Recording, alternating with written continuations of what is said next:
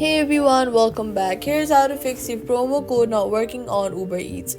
First, make sure you've entered the code correctly and avoid typing mistakes. After that, some promo codes expire, so make sure your code is still valid. Then, check the terms and conditions. Some codes only work for new users, some require minimum order amount, and make sure your order qualifies. Some promo codes only work on selected restaurants, so try using a different restaurant. Then, swipe off on the bottom of your screen, look for Uber Eats, swipe it away completely, wait for a few while, and then reopen it. Then, try again and apply the code again.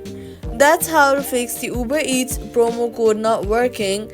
Subscribe, like and subscribe for more quick fixes on Uber Eats.